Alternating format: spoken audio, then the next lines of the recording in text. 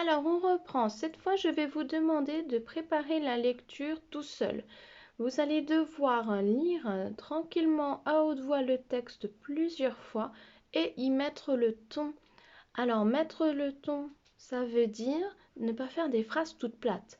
C'est-à-dire que je ne vais pas dire hop, il décolle au-dessus de la bosse, blanc c'est la chute, il retombe comme une crêpe. Là, il manque l'intonation.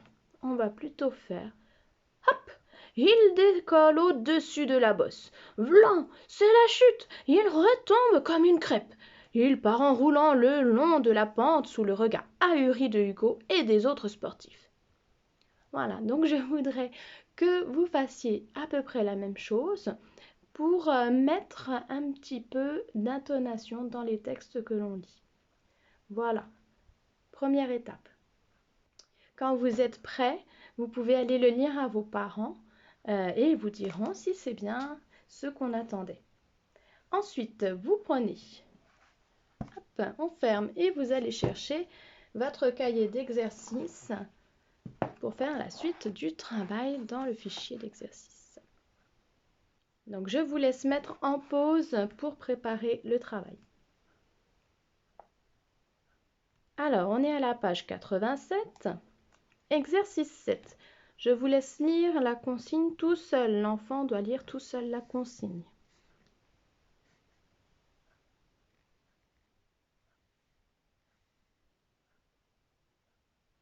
Écris le nom du personnage dont on parle.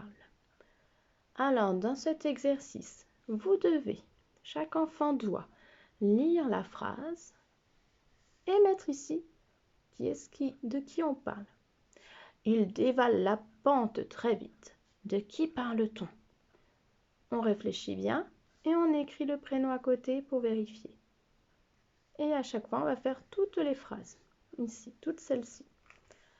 Quand vous avez fini cet exercice que vous ferez seul, il n'y a pas besoin de papa ou de maman, vos parents viendront juste pour vous faire relire et corriger. Exercice 8. On lit tout seul. Écris une phrase pour décrire l'image. Alors, décrire l'image, c'est ce que l'on fait à chaque fois qu'on découvre un nouveau son. Donc, on regarde l'image ici. Et puis, on peut mettre « on voit que » ou « on voit ». Et vous complétez. Voilà. Une fois que vous aurez fait tout ce travail, ce sera très bien. Vous pourrez faire une petite pause et on se dit à plus tard.